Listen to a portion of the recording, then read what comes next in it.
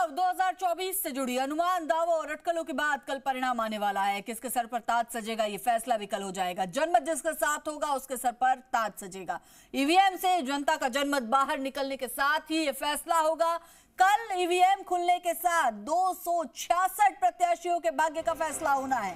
पहले postal ballot गिने जाएंगे और उसके बाद ईवीएम की काउंटिंग होगी। कल 29 केंद्रों पर होगी 25 लोकसभा सीटों के लिए प्रदेश में मतगणना। 2713 टेबल्स पर 4033 राउंड में ईवीएम के मतों की गणना होगी। 800 टेबल्स पर होगी पोस्टल बैलेट और ईटीबीपीएस की काउंटिंग। ईवीएम के लिए 235 कक्ष होंगे, पोस्टल बैलेट के लिए 62 कक्ष। तो सभी 25 लोकसभा क्षेत्रों में हुआ था कुल 62.10% मतदान और ईवीएम से 61.53% मतदान। पोस्टल बैलेट के माध्यम से 0.57% वोटिंग। 3,28,35,337 वोटों की ईवीएम से काउंटिंग होगी। जोधपुर लोकसभा क्षेत्र, नागौर लोकसभा क्षेत्र, करौली, धौलपुर, गंगानगर लोकसभा क्षेत्र में 2 मतगणना केंद्र पर काउंटिंग होगी। कुल 3,550 माइक्रो ऑब्जर्वर, 1200 से ज्यादा एआरओ नियुक्त किए गए हैं। कल के लिए तैयारियां चाक चौबंद कर दी गई हैं, तैयारियां पूरी कर दी गई हैं। चुनाव आयोग पूरी तरह से मुस्तैद है। प्रदेश में तमाम तैयारियां पूरी की जा चुकी हैं और साथ ही साथ जी राजस्थान भी पूरी तरह से तैयार है। कल सुबह 6 बजे से सबसे पहले सबसे सटीक नतीजे आप जी राजस्थान पर देखेंगे।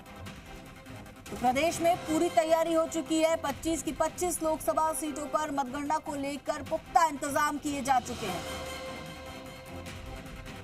वहीं आपको बता दें कि कुल 3,28,35,327 वोटों की ईवीएम से काउंटिंग होगी।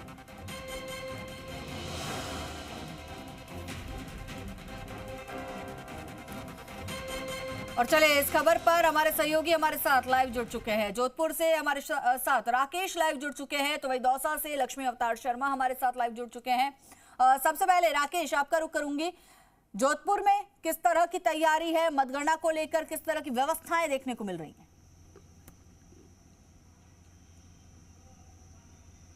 बात अगर मैं जोधपुर की करूं तो जोधपुर लोकसभा क्षेत्र में 15 उम्मीदवारों के भाग्य का कल फैसला होना और अब से काउंटडाउन शुरू हो गया। महज 22 घंटे बचे हैं, उसके बाद काउंटिंग जो है पोस्टल बैलेट की शुरू होगी। आपको आप देख सकते हैं, मेरे पीछे सहयोगी कहूँगा कि बताएं किस तरीके की चाक चौबंद सुरक्षा स्थल, जो मतगणना स्थल है वहाँ सुरक्षा की व्यवस्थाएँ की गई है।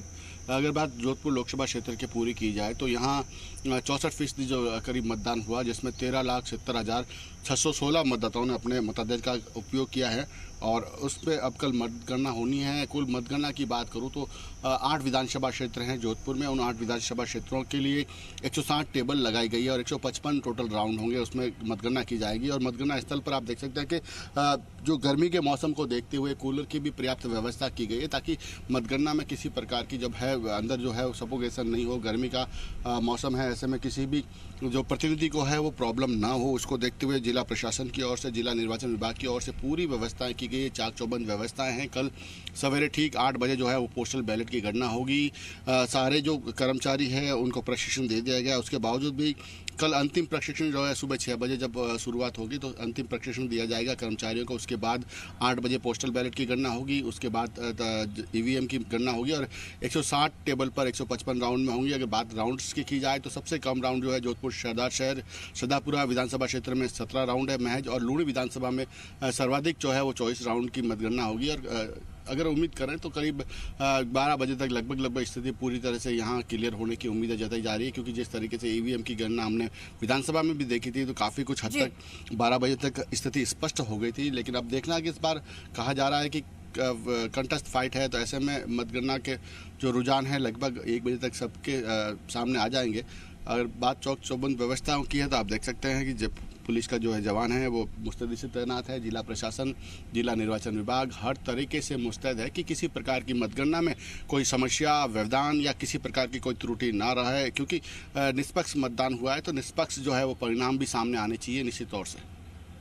बिल्कुल राकेश, तो निष्पक्ष मतदान हुआ है तो निष्पक्ष परिणाम भी सामने आने चाहिए। व्यवस्थाएं माकूल हैं। दौसा से हमारे सहयोगी लक्ष्मी अवतार हमारे साथ बने हुए। लक्ष्मी, दौसा में मुकाबला जितना टक्कर का था, क्या व्यवस्थाएं भी उतनी ही चाक चौबंद है? बिल्कुल, देखिए दौसा लोकसभा क्षेत्र में 19 अप्रैल को यानी प्रथम चरण में मतदान हुआ था माह से जो प्रत्याशी थे उन्हें मतगणना का इंतजार था। कल इनके भाग्य का फैसला जो जनता ने किया था 19 अप्रैल को, वो साफ हो जाएगा।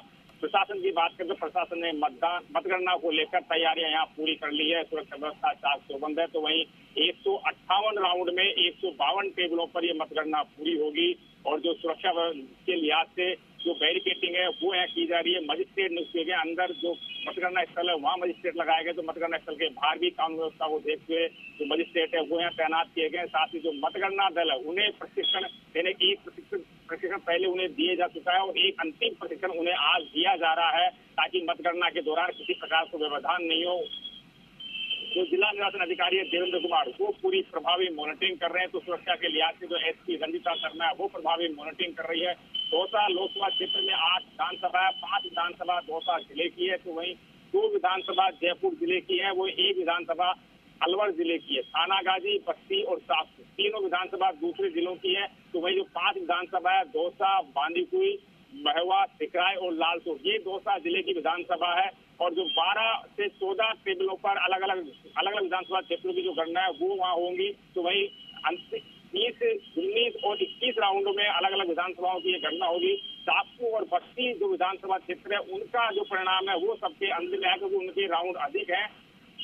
करीब 10,58,000 यहाँ मतदाताओं ने मतदान किया था। 57% से अधिक यहाँ मतदान हुआ था। ऐसे में जो मतगणना है वो उम्मीद की जा रही है कि दोपहर तक परिणाम है वो पूरी तरह साफ हो जाएगा। लेकिन प्रथम जो परिणाम है वो 8 बजे जो मतपत्र है उनकी मतगणना होगी। तो संभवतः 8:30 बजे तक प्रथम रुझान मतगणना का जो है वो आना शुरू हो जाएगा। 34 टेबलों पर मत पत्रों की है वो गणना यहाँ की जाएगी। सुरक्षा के लिहाज से जो अंदर बाहर है वो पूरी तरह से चाक चौबंद व्यवस्था की गई।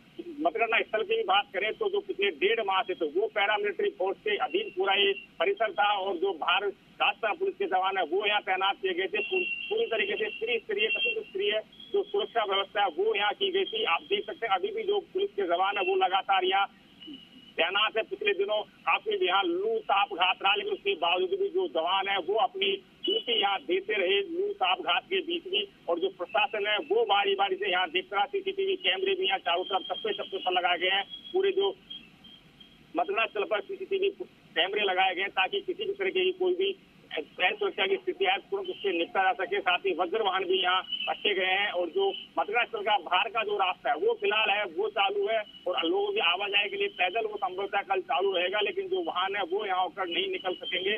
सुरक्षा के लिहाज से वो उन्हें प्रतिबंधित यहाँ किया जा सकता है। लेकिन फिलहाल ये दौसा जिले में जो मतगणना को लेकर जो व्यवस्था की गई है राजकीय स्नातकोत्तर महाविद्यालय पंडित जो राजकीय स्नातकोत्तर महाविद्यालय उस परिसर में ही यहाँ मतगणना होगी सभी विधानसभाओं की विधानसभावार। जी बिल्कुल लक्ष्मी, तो व्यवस्थाएं तमाम चाक चौबंद कर ली गई हैं। कहाँ कितनी व्यवस्था है ये भी हमने आपको बताया।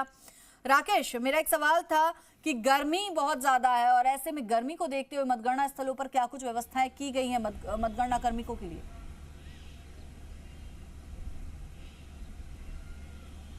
देखिए, बात जोधपुर की करूं और जिस तरीके से गर्मी के हालात हो रहे हैं, गर्मी के हालात में जोधपुर में जो काउंटिंग होनी है वो 2 जगहों पे होनी है। 4 विधानसभाओं की जो है पुरुष पॉलिटेक्निक कॉलेज में जो है वो मतगणना होगी और 4 की जो मतगणना है वो महिला केंद्र पे होगी। तो ऐसे में जो गर्मी को देखते हुए जिला निर्वाचन विभाग की ओर से पूर्णतः सारी व्यवस्थाएँ माकूल की गई हैं। आप देख सकते हैं कि अभी आपको मैं बता रहा हूँ ये कूलर लगे हुए हैं। हर मतगणना रूम के बाहर से कूलर लगाए गए हैं। अब आप देख सकते हैं जैसे एक रूम है यहाँ जहाँ पोस्टल बैलेट की सबसे पहले गणना होनी है तो वहाँ 5 कूलर एक साथ लगा दिए गए और किसी प्रकार का सफोकेशन नहीं हो तो अंदर की ओर से एग्जॉस्ट फैन भी लगाए गए हैं, किसी प्रकार की सफोकेशन नहीं हो। इसके अलावा शीतल पेय की व्यवस्था की गई, ठंडे पानी की व्यवस्था की गई है। पानी जो है वो ठंडे पानी के कैंपर्स जो है वो मंगाए गए हैं जिला निर्वाचन विभाग की ओर से। तो पल पल के लिए किसी प्रकार की गर्मी के दौरान अव्यवस्था न हो, हर कार्मिक को सुविधा मिले। क्योंकि देखो जब लोकतंत्र का महापर्व है, लोकतंत्र के इस महापर्व में जब सबने भागीदारी निभाई है,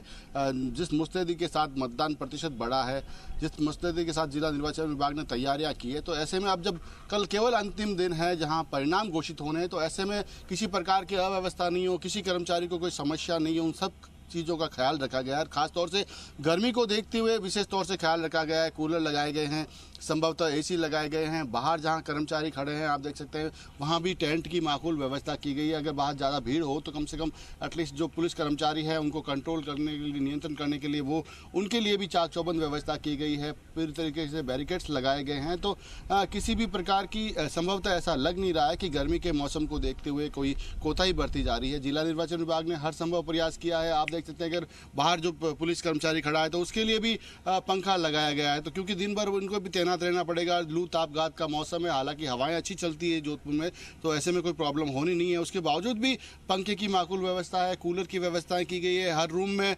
संभवतः एक एक दो एसी भी लगाए गए हैं ताकि उस रूम को ठंडा रखा जाए किसी प्रकार, क्योंकि नेचुरल है कि मतगणना है। मतगणना में मतगणना के जो कर्मचारी है, कर्मचारियों के अलावा हर दल का जो है वो प्रतिनिधि भी शामिल होगा। तो निश्चित तौर से उस रूम में जो है एक रूम में 14 से 20 टेबलें के बीच के जो अनुमान औसत है तो उसमें आप मान सकते हैं कि कम से कम 50 से 60 लोग एक रूम में होंगे। तो उनको किसी प्रकार की समस्या नहीं हो, उन सब चीज़ों को ख्याल रखा गया जिला निर्वाचन विभाग ने।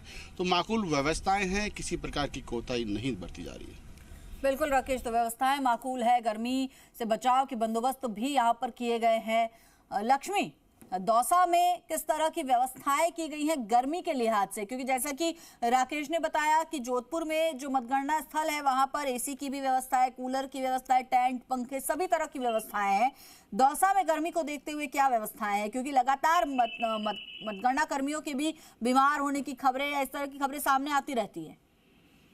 दौसा में भी अगर लू ताप घात की बात करें तो पिछले दिनों यहाँ पर जो 50 डिग्री तक तापमान है वो दर्ज किया जा चुका है। ऐसे में जो प्रशासन है वो भी गर्मी को देखते हुए मतगणना स्थल पर पूरी एहतियात बरत रहा है। जो मतगणना कक्ष बनाए गए हैं उनमें जम्बो कूलर, जो बड़े वाले कूलर हैं वो यहाँ लगाए गए हैं ताकि जो मतगणना कर्मी है उन्हें परेशानी नहीं हो, साथ ही जो प्रत्याशी है उनके जो अभिकर्ता वहाँ बैठेंगे उन्हें भी परेशानी नहीं हो। उसको इसी लिहाज से देखते हुए मतगणना जो रूम है वहाँ पर जम्बो कूलर लगाए गए हैं, साथ ही कई कमरों में एसी भी लगाए गए हैं। दौसा की जो मतगणना है वो कुल 11 कमरों के अंदर होगी। ऐसे में पानी की व्यवस्था, नींबू पानी की व्यवस्था यहाँ की गई है ताकि किसी प्रकार की कोई समस्या गर्मी को देखते हुए नहीं हो। हालांकि पिछले दिनों जो तापमान था उसमें यहाँ दौसा जिले में काफी गिरावट यहाँ भी दर्ज की गई है। करीब 42 से 43 डिग्री टेम्परेचर यहाँ पे पहुंच चुका है। हालांकि पिछले दिनों 50 डिग्री तक टेम्परेचर यहाँ रहा था, लेकिन पुलिस प्रशासन द्वारा पूरी तरीके से बंदोबस्त ऐसे किए गए कि ताकि गर्मी में किसी प्रकार की कोई परेशानी हो। हालांकि पिछले दिनों हीट वेव के चलते